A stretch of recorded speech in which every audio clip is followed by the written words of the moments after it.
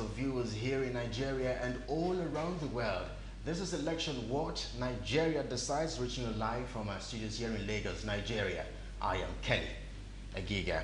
Now, just a few hours from now, Nigerians will vote for the next president of the Federal Republic of Nigeria. It's indeed a season of history, and the presidential candidates, they have made their case, and the time has finally come. The crossroads of Nigeria, as I would like to call it or tag it, as our country is at the crossroad, but you and I have the sole responsibility to decide who the cap of leadership befits the most, and this we will do with the power of the PVC. The question to ask is, who will be Nigeria's next president? Election Watch, Nigeria Decides, starts right now.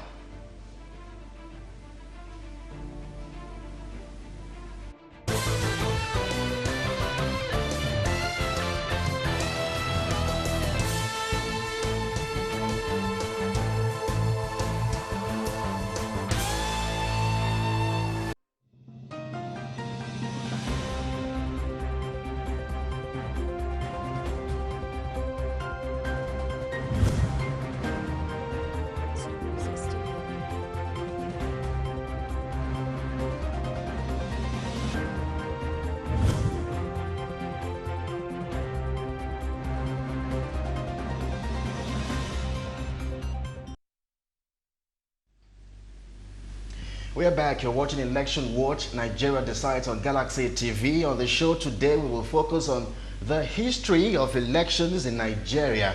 It's indeed been a journey of many chapters, but there are also a number of other disturbing issues, such as the protests in Rivers State, which are held earlier today, as well as issues of burnt card readers. We can confirm for you that we have over 4,695 card readers, which has been burnt in Anambra State. We also have the changes by INEC, for instance, the ban on mobile devices around the polling booth, as well as the change from thumb to index. We definitely have a lot to tackle on the show today, but joining us live, we'll take updates from our senior political correspondent and specialist in Kanu, Kunle Ojo, as well as in Rivers State, Abiodun Yusuf. We also have on standby from our live studio, the nation's capital, FCT Abuja, Rotimi Onyekomi, the Chief Press Secretary to the INEC Chairman, as well as our studios in Ibadan, the Oyo State capital, Dr. Yemi Farombi, a veteran broadcaster, as well as a former ambassador to the Philippines. We also have, of course, joining me in the studios very shortly, a legal practitioners, Barrister Adekunle Ojo is the former National Vice President MBA, as well as Barrister Adetokunbo Mumuni, the Executive Director of SERAP. Well, just before we get talking, over to my co-host, Steph, as she makes some analysis. Over to you, Steph. What exactly have you got? Hi, Kelly. As we all know, it's a few days to the presidential election coming up on February 16, 2019. The question as we move towards February 16, 2019 is if Nigeria is ready for democracy, or if Nigerians are ready for the democratic consolidation. Now, before we delve in deep, let's take a look at the journey of this country called Nigeria. So we have 36 states, obviously, in the Federal Capital Territory here in Nigeria, and Nigeria is rich, blessed with so many natural resources that one would think that after our independence would have become better. I mean, we are regarded as the giant of Africa. Now, the history of Nigeria can be traced to prehistoric settlers living in the area as early as 1100 BC. Nigeria became a British protectorate in 1901, and it was divided into three major regions: the East, the West, and the North. Colonization lasted until 1960, when an independence movement succeeded in gaining Nigeria its independence. Nigeria first became a republic in 1963, but succumbed to military rule 3 years later after a bloody coup d'etat.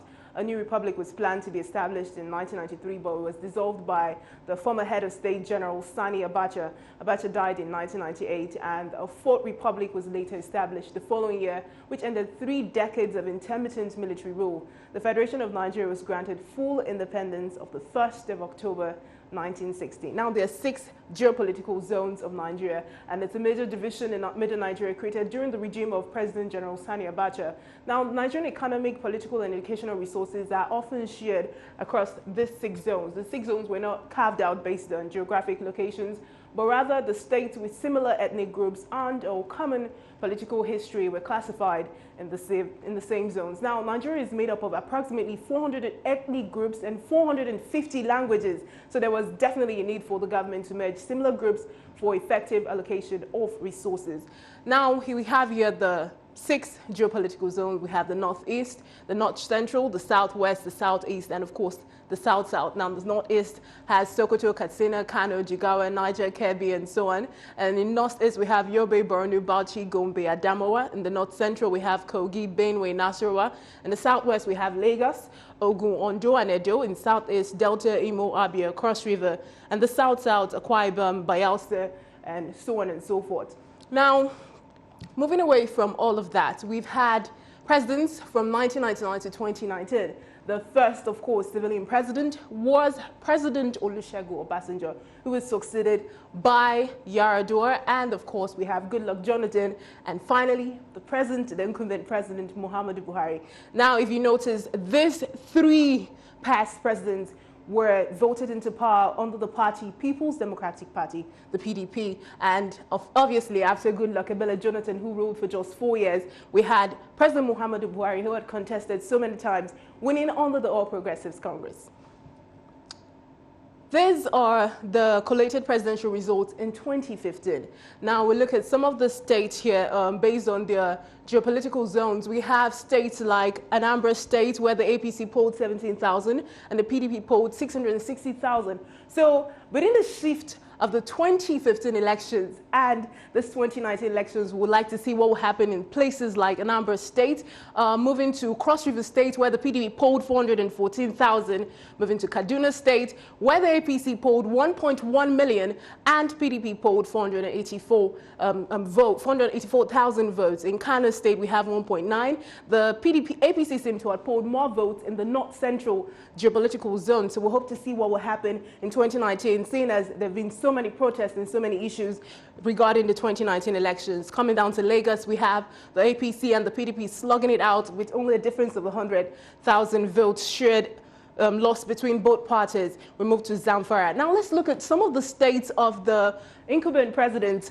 President Muhammadu Buhari is from Katsina State, and the APC had 1.3 million in his state as of 2015. We'll hope to see what will happen in the 2019 election if his state will be able to poll more votes, unlike the PDP that polled 98,000. In Adamawa State, we have the APC polling 374,000 and the PDP polling 251,000. We'd like to see what will happen because the presidential aspirant for the PDP is from Adamawa State, Atiku Abubakar.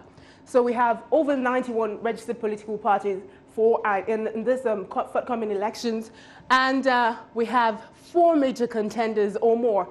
Say more contenders. We have President Muhammadu Buhari, who's the incumbent. Now, it will be said sometimes that if you're in power, you probably wouldn't be able to lose, but that was, disregarded when Goodluck Jonathan lost the last election in 2015. So we'll have to see what's going to play out this time around. And of course, we have a former Vice President, Atiku Abubakar, who's been plagued with so many stories, from corruption, alleged corruption, to so many other issues from the PDP, and we hope to see what will happen in 2019. We have, of course, the radical candidate who referred to as Showere, who's also, coming up for this election. He's part of the young people. I mean, after the not too young to run bill was, signed, these are some of the young faces we hope to see in the 2019 elections. Now, the total number of registered voters is 84 million.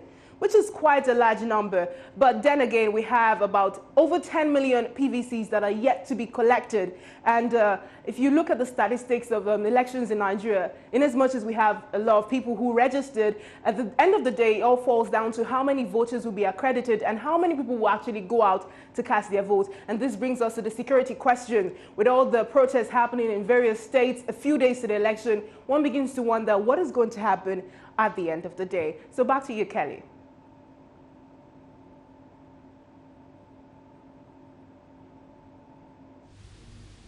Now, many thanks indeed, Steph. Of course, we definitely have a lot of talking point in a moment, but very quickly, we have joining me live here Barrister Adekunle Ojo, former National Vice President, MBA. It's good to have you with us on the show this evening. But, okay, well, let's quickly take you over to Kano State, where we have a senior political correspondent, Kunle Ojo, on standby. Kunle Ojo, what exactly is going on in Kano?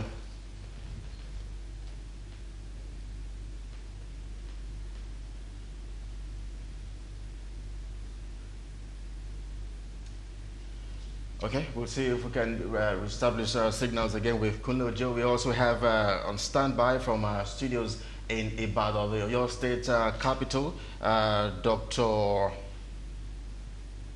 Okay, so we have Dr. Yemi Farumbi. I think he's on standby. If you can hear me, many thanks indeed for joining us on the show this evening.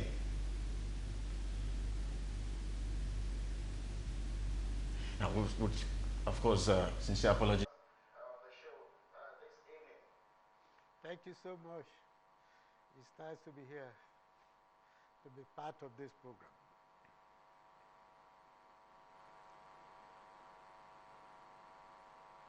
Elections just few hours away.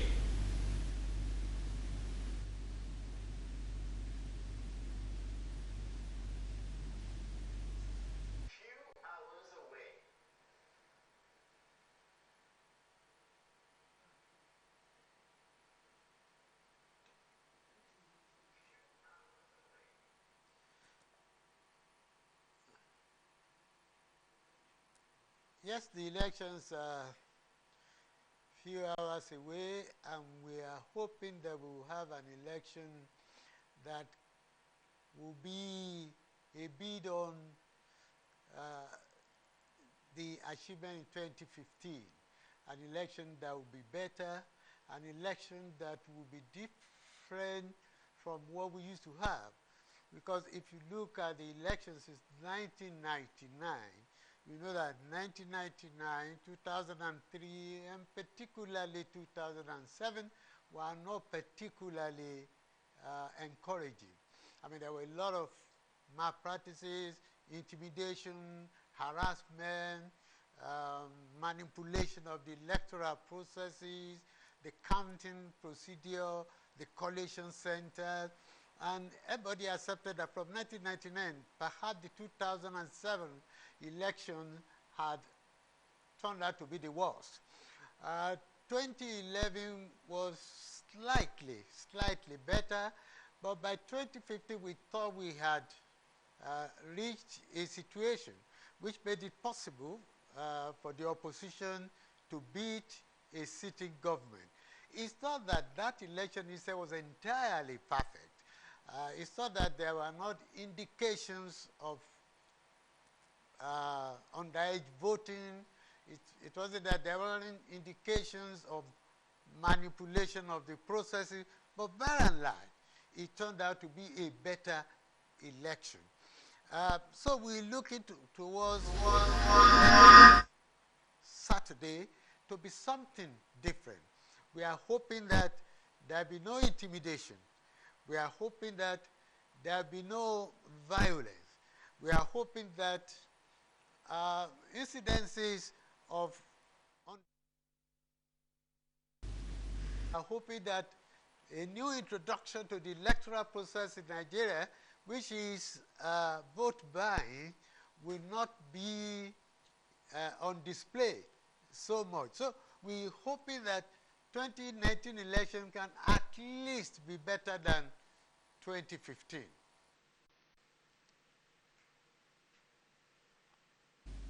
Well, many thanks indeed, Dr. Yemi, for your thought. Of course, Steph is right here. Steph, it's good to have you join me right now. Yeah, Kelly. I mean, just a few hours away from the almighty presidential elections. Yes, and it actually brings a whole lot of worry, you know, seeing as the whole process has gone on. Before this elections, we've had so many issues. First, it was the pattern of voting. We remember in 2015 we had the National Assembly, the governorship elections come before presidential elections, and then this time around they said, okay, presidential will come before governorship. That was a very big issue. It dragged on for as long as possible, and eventually the presidential election is coming. So we want to see how that's going to play in the forthcoming governorship elections. It's going to affect it definitely, because it will be said that whoever wins at the center would have, you know, a kind of, you know, relation. It will have like a ricochet effect for the governorship election. That is one way of looking at it. Then the issue of vote buying. Now that has been quite rampant. Barrister Kunle-Ojo, what do you have to say about this issue of vote buying? Because it's one of the biggest issues people have been talking about. Well, let me start by perhaps correct an impression you just made. Now, okay. 2015, it was actually the presidential election that came first. But yeah. It was, okay. Yeah, because some of us could remember very well that. I partook in that, and I had to travel, and I had to be phony to find out what happened in the gubernatorial elections. But that's not really much of a problem. But then coming to the issue, it's been raised by Dr. Yemi Farumbi as well, and it has become a concern to all of us here in Nigeria. And you say, I'm believing, I'm hoping rather, I'm not even believing, I'm hoping that there will be, that will be reduced compared with the staggered elections. You know, when you have staggered elections, you have an over concentration of both the electorate and the politicians. Like you having an election just in Ekiti State, there is the tendency that almost every PDP supporters will want to be available, almost every APC bigwigs want to be there to ensure that they win at all. But then I think this now, it's like it appears that everyone will have to be to himself. You have so much job, you have 36 states and the Federal Capital Territory, you have thousands, if not millions, of polling booths and all whatnot. So I think basically I don't really foresee the wherewithal by all the political parties. But that's not to say that there won't be vote buying, but then it's going to be, for me, I think it's going to be at a very reduced rate. Perhaps it might be much at the gubernatorial, but then if you have the presidential, I don't, because basically it's just one man, and you have so many thousands, millions of voters to, you know, where do you get the results? It's going to be pretty difficult. And if we are not able to get it right in the presidential election, then it means that something is really wrong with our electoral process. But for me, yeah, I foresee a reduced. We can't rule out the fact that there will still some vote buying. But maybe it will be reduced to some extent. You see, what can really bring in vote buying really is because you have the senatorial elections, you have the House of Representatives as well. So there is the tendency that people might want to undo the order by calling voters, paying for their. But then I think basically Nigerians should be told the truth. Our lives is at stake. Our destiny is at stake. Obviously. Nigerians should really be scared of all this, and they should rather go there, do what you choose to do, rather than having to be bought to vote. I'd like us to just make reference to some of the stats as displayed by Steph. The total number of registered voters, we have over 84 million. But then again, we have a very scary number of uncollected PVCs. 10 million. 10 million uncollected PVCs. Are you worried by this number? Well, it's significant as it may. It's one thing that we have had to cope with year in, year out, especially when the election comes up. If we recollect very well, 2015, I think the winner had about 15 million or there, about 14 million, and the runner-up had about 12 million, and the number of voters were as much as 70 or thereabout million. Yes. So if we keep having this, out of this 84, in fact, my problem is not that 10 million did not collect. My problem really is out of the 84, how many would be registered and accredited? I'm sorry, I have to cut you now because we have to go over to Abuja, the nation's capital, as we have Rotimi Oyekomi, the Chief Press Secretary to the INEC chairman, who is of course, live right now. If you can hear me loud and clear, what exactly are your, probably the level of preparation, especially with just a few hours to go?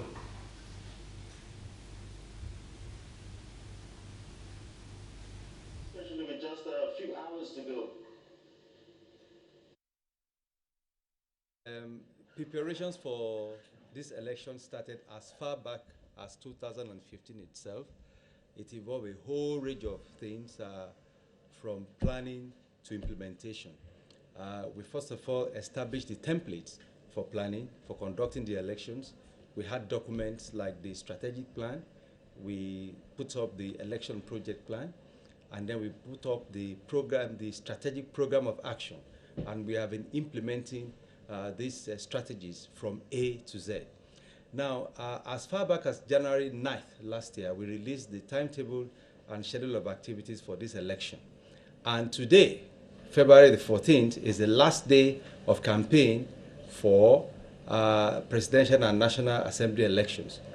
We have embarked on the continuous voter registration. As you know, the voters register must be credible for any election to be successful.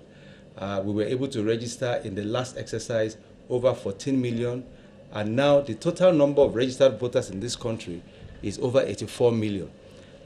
We have over 23,000 candidates contesting in this election. We have 91 political parties. We have registered more political parties.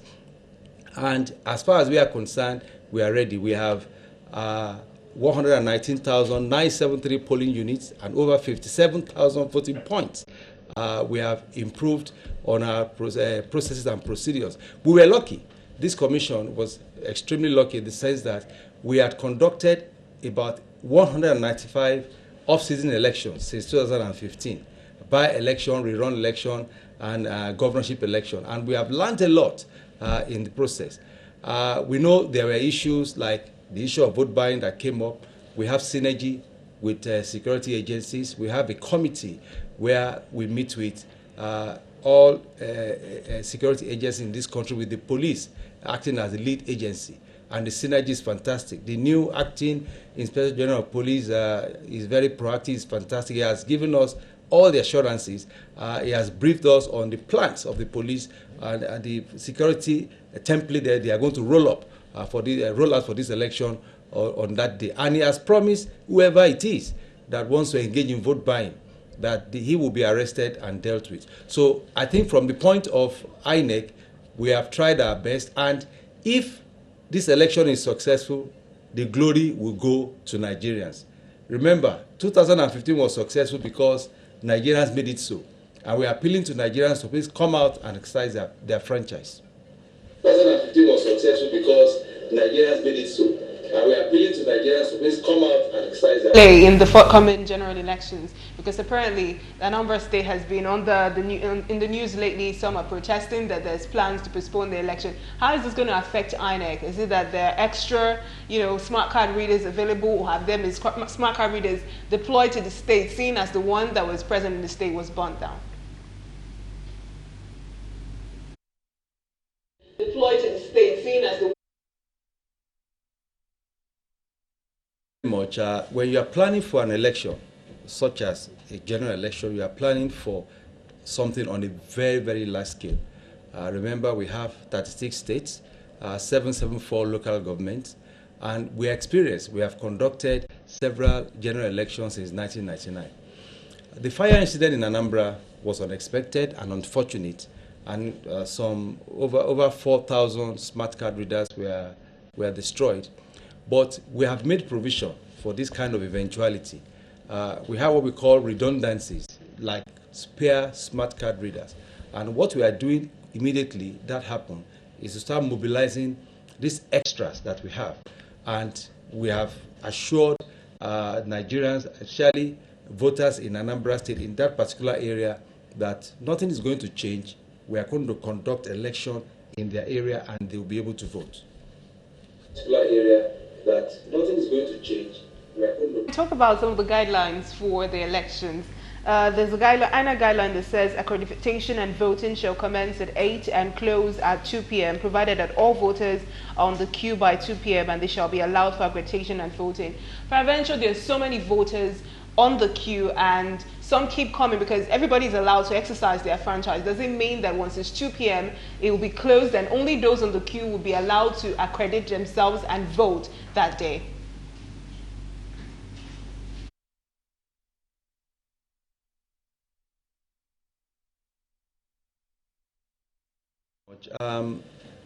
Voting will take place between 8 and 2. And that's why this process of simultaneous accreditation and voting is very, very important.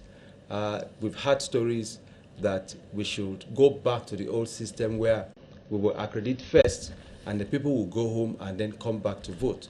But from our experience and from what the lessons learned in 2015, because all international and local observers in their recommendations showed that people that got accredited in 2015, many of them went and never came back. And in fact, the investigation that was conducted showed that over 2 million voters did not return to vote because some felt that accreditation and voting meant the same thing.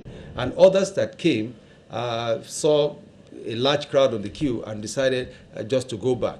So if you're on the queue as at 2 p.m., you'll be allowed to vote. So voting will of course extend beyond 2 p.m. But what the rule says is that between 8 a.m. and 2, you should make yourself available. And remember, a polling unit shouldn't have more than between 500 and 750 voters.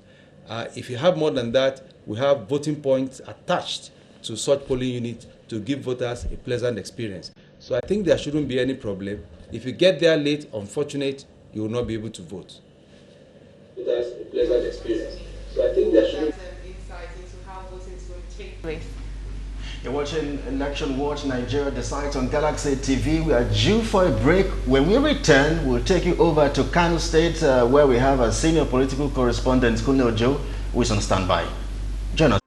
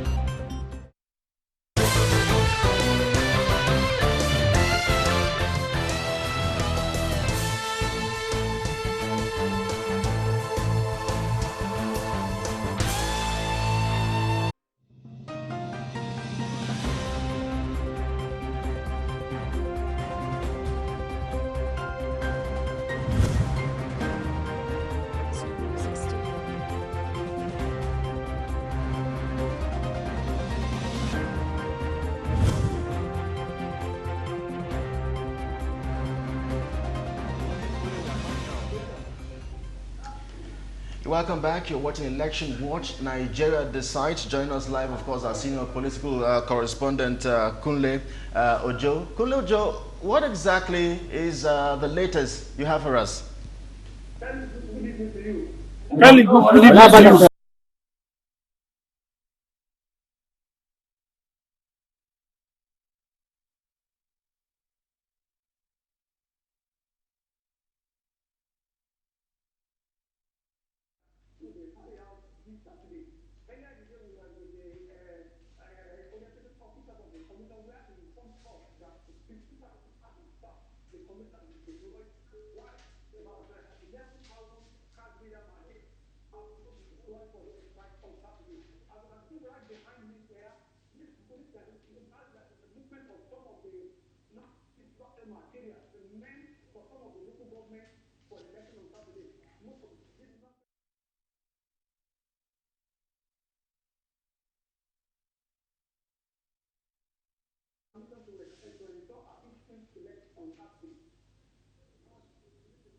Okay, well, of course, many thanks indeed, Kule Ojo. Just before you leave us, Steph, a question for...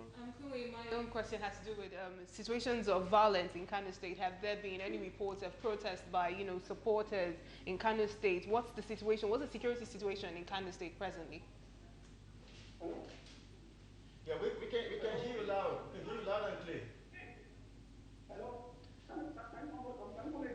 What's the security situation in Kano State, Kunle? Okay,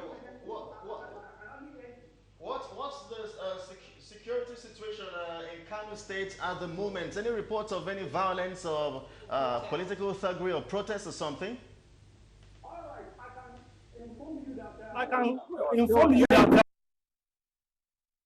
as at the time I'm reporting this.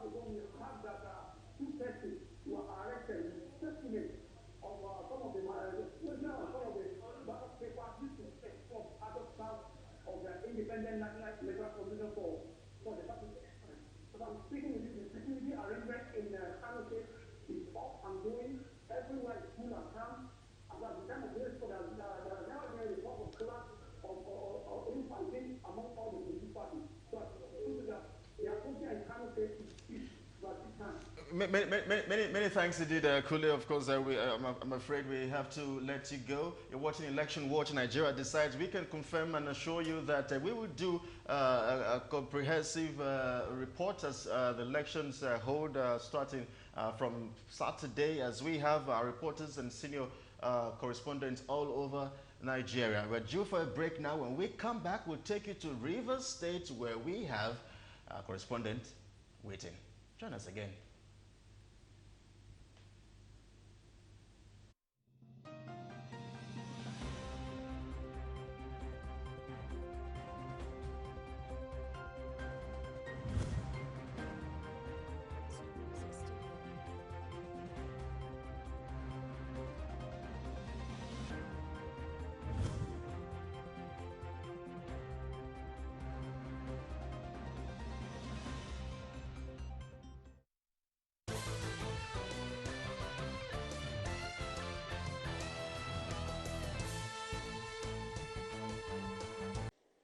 Together, we shall get it right this time.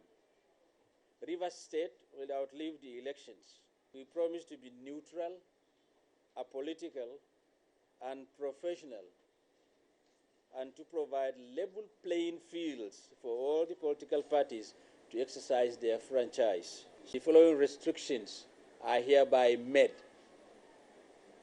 1, there will be total restriction of movement of persons and vehicles on both land and waterways between the hours of midnight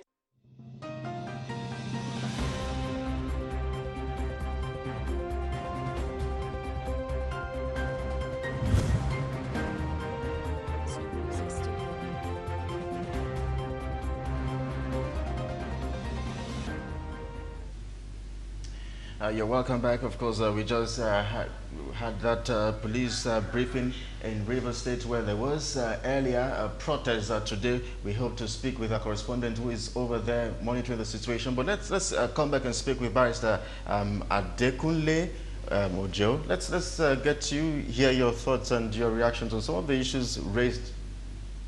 Well, I think by and large, my expectations for Saturday really is that we are going to have Nigerians go out there, do the way they want to do it, and do it rightly.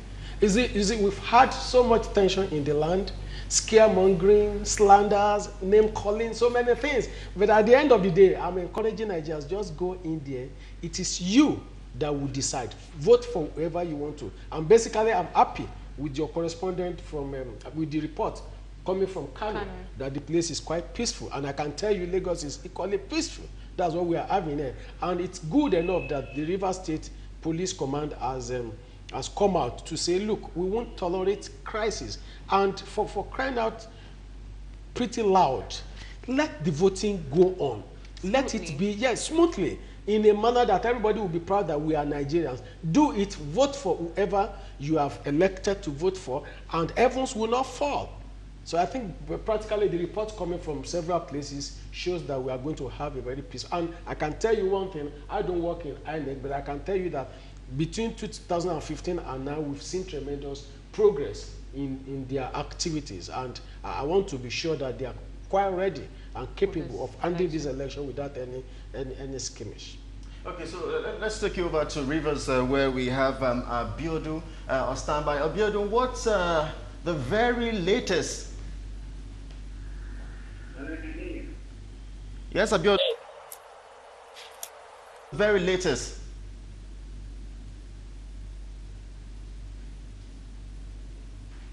Hello. Yes, we can hear you loud and clear, Abiodun. What's the very, very latest you have at the moment? Hello? Okay, we'll definitely like to probably see if we can establish signals again or contact with our correspondents in Rivers State. Of course, just to notify you that we have, of course, on standby now Ibadan studio, Dr. Yemi Farumbi, a veteran broadcaster, as well as the former ambassador to the Philippines. But let's get back to the studios now and get talking, Steph. Okay.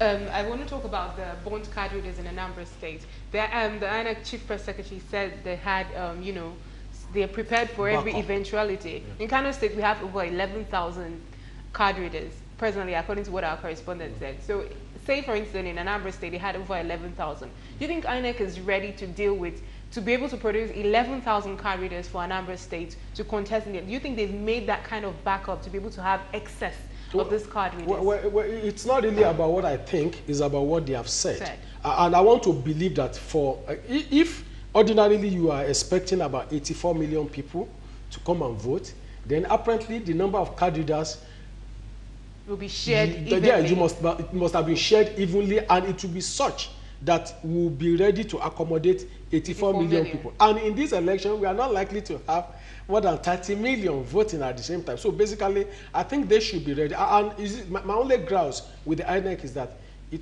they came out quite late to tell the whole world about their backup plans. They allowed the rumors to continue to try for a very long while. Nobody really knew how they were going to sort it. But then, thank God, they have come out to say, look, we are capable of handling the situation, whether in Kano or wherever. But then I think Nigerians, we need to be, these are attitudes that we need to, you don't have to destroy what belongs to all of us. You might be a contestant tomorrow, and destroying the card readers does not fetch you any, that's the truth. Rather, you are denying the people the right to exercise their civic duties. I think it doesn't really make any sense.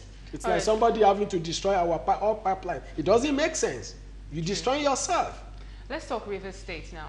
The police has come out to address the people saying they will take no nonsense from them. And then we've had so many utterances. I mean, APC has been going on protesting lately. I think they even had a protest today where they came out to say they would not allow the voting process to happen because they didn't have any candidate for, I think, the senatorial positions in the state due to their own fault. And they've been compelling INEC to accept a certain faction of the APC in Rivers State and all of that. And we've also had Rotimi Amechi come out to say some certain things and all of that. How do you think this presidential election on Saturday is going to play out in Rivers State? I mean, Rivers State is one of the states that we always see, there's always eruption of violence. How do you think security will be managed in the state, and how do you think it will play out eventually with all the protests coming from here and there? Well, let's bear one thing in mind that, look, even while things worked normally, we still had little crisis here and there in Rivers State. But as it were, it's a flashpoint. It's an area that is prone to electoral crisis and violence. But then, having said that much, the situation that we are having at hand is much more precarious. But then, you see, we have gotten to a level. That's the bitter truth. If the court says you don't have a candidate, it does not matter what sentiments we are expressing.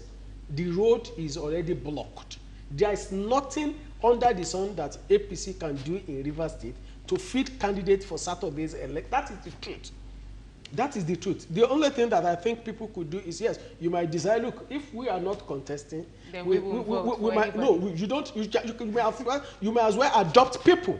To vote, and vote for them. Yes, you like can adopt people like an alliance. It could happen. I'm not suggesting that, but then it's for them. But then rather than having to foment crisis, trouble that will make people lose their lives, precious lives, rather come back home, think about alternatives. There's barely nothing anybody can do, bearing in mind that the highest court in the land has said, whether rightly or wrongly, that is the judgment of the court, that you cannot feed candidates. But having said that much, I think the police commissioner has come out to say we are going to stop it, and he said certain things even between the hours of the midnight, and that they are going to stop vehicles from moving and all. If that is the only way we can curb the crisis, then so be it. Yes. So let it be. Let it be. Lives of Nigerians should be too precious to be lost during elections. Okay. Many thanks indeed, Barrister Dekule Ojo, for your thoughts. Now let's go back to Ibadan as we have Dr. Yemi Farumbi in our live studio over there. Dr. Yemi, what key leadership questions should Nigeria ask as they go to the polls on Saturday?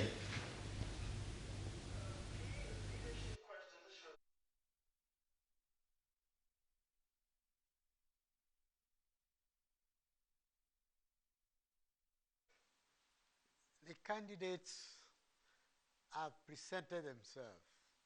They spent the last few weeks, last few months of the campaign. But I expect that the voters will be on Saturday asking three questions. What has been the vision of this candidate? Has he defined a vision that is acceptable to me?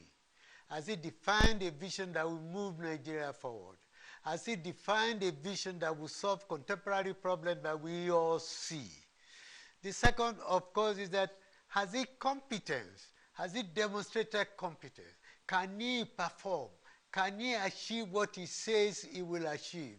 And the third is, has he the character? Has he the integrity? Has he the dependability? To run the office is contested for. So when the voter does this three-point analysis, then he decides, this is the person I want to vote for. And then he goes to vote. The success of Saturday is largely dependent on four bodies. There are the voters themselves. They have to turn out, they have to come out. Like Barrister Ojo said, out of 74 million, we'll be lucky if we have 30 million. And the reason is that a lot of people registered and have their voters card, not because they want to vote, but because they use the voters card for other things. Identification, or government insists that if you don't have a voters card, you cannot register your son, and so on and so forth. That is one problem we will have to tackle in future. It shows that the voters themselves don't have much confidence in the politician.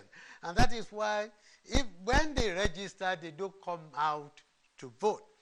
Then there's, of course, the electoral body itself. We hope that they will be objective, they will be neutral, they will be actually independent. The third is the political party. As a matter of fact, if the politicians do what they ought to do, if their political agents are alert, if their political agents are educated about the political processes, if they know what the candidate is about, they can prevent any manipulation. But when they themselves are not knowledgeable about the electoral process, then it becomes a problem. Then, of course, I'm hoping that the security agencies will nip quickly in the bud if there are incidents of violence.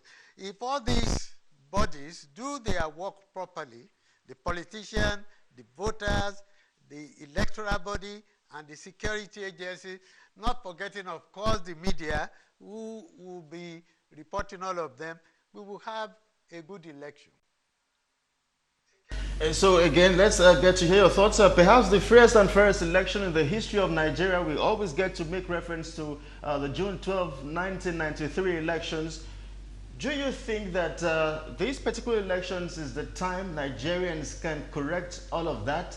And of course, critical to all of this is INEC.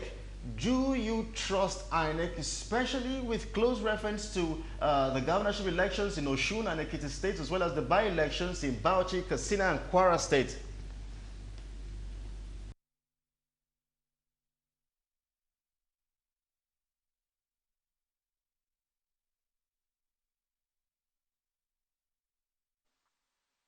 You've said something, I think it's Barrister Joe said it. When you are doing Osun election, it was one election in the whole of the country. Now everybody will be busy in his state. If you are not busy with the you'll be busy in your state with the presidential election, certainly. You'll be busy in your state with the National Assembly. So the capacity to amass and foment trouble or aggregate funding will be reduced. So that will improve, I hope, this general election, make it better than perhaps the Ekiti and the Osun election. But there are people who have doubts about the electoral body.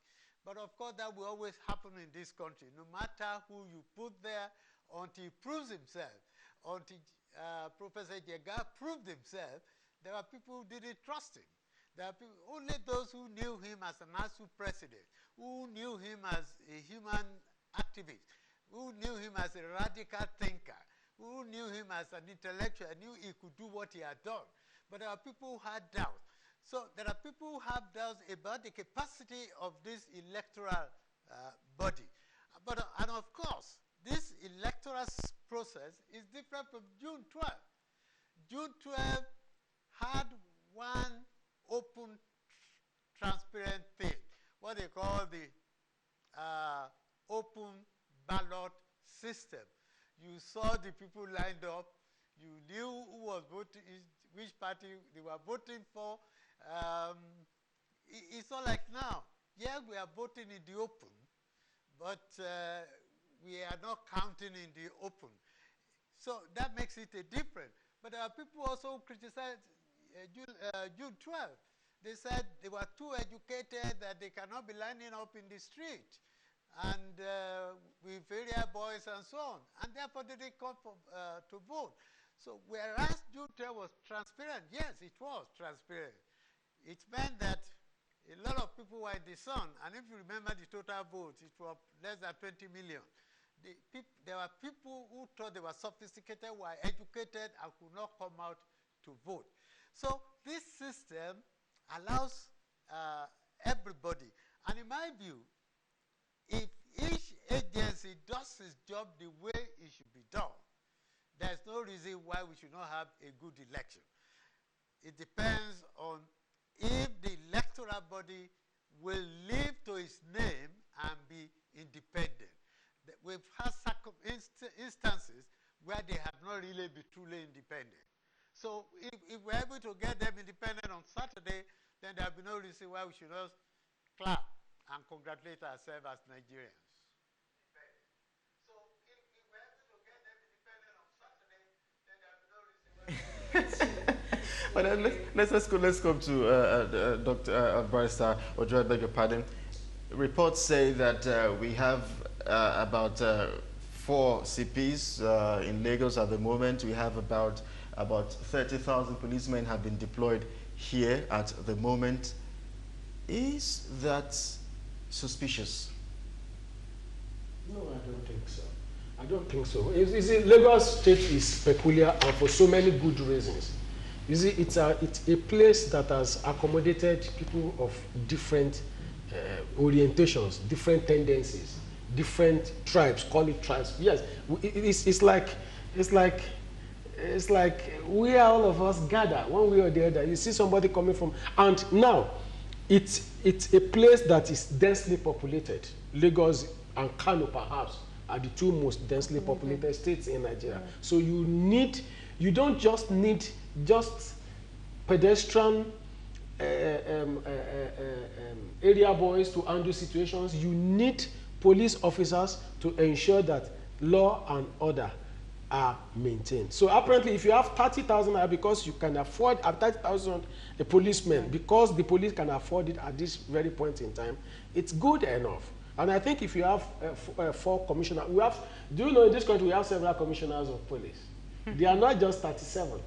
They are much more than that. There are other commissioners of police in charge of one area or the other. Even there are states that you have more than one. So I think if you have deployed about 4 to Lagos and you deploy about 4, maybe perhaps to a place like Kano because of their population, which is quite huge, then definitely it's in good order.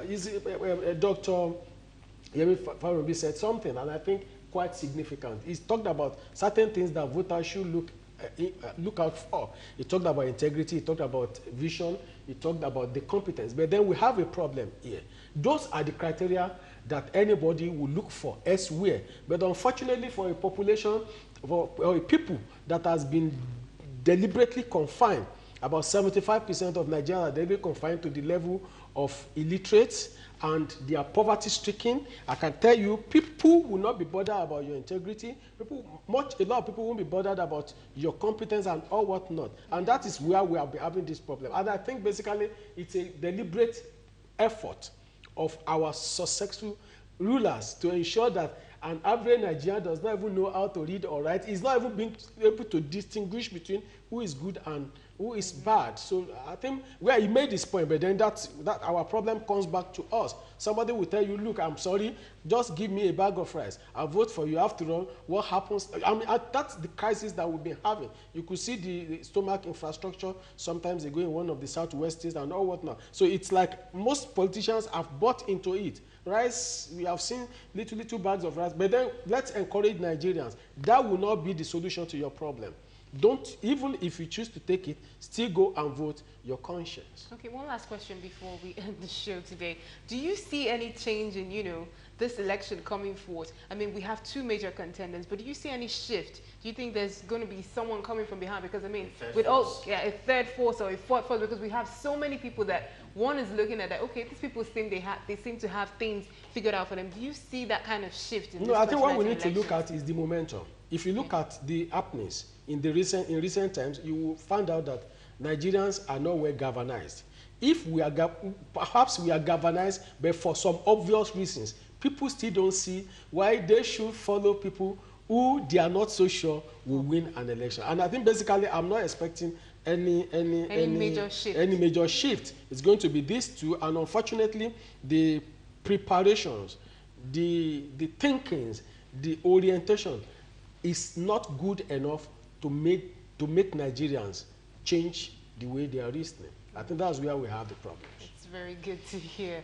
So I guess we're almost come to the time where we end the show. I want to say a very big thank you to all our correspondents in Kano State, in Rivers State, and some of the guests we had on the show. The Chief Press Secretary, Kelly, you can help me with their names. Chief Press Secretary to INEC Chairman Rotimi Oyekomi. We also spoke with Dr. Yemi Farumbi, a veteran broadcaster and former ambassador to the Philippines from our Ibadan studios. Ladies and gentlemen, we definitely have to go now. Barrister Dekunle Ojo, former National Vice President of the NBA, many thanks indeed for your time and your thoughts. Of course, Election Watch continues tomorrow at 5:30 p.m. We'll definitely bring you all the updates and the coverage of the elections itself. My name is Kelly Egiga. Remember, your vote is your voice, and your voice is your vote. Many thanks for watching. This is 2019, 20 years of democracy. We're no longer babies when it comes to the business of, being a democratic nation. So we do hope that everybody out there goes out to vote. It's no longer collect your PVCs. It's now go out and vote for that person you think that has integrity and vision and objectives that will push the nation forward. Many thanks for joining us. Together, we shall get it right this time.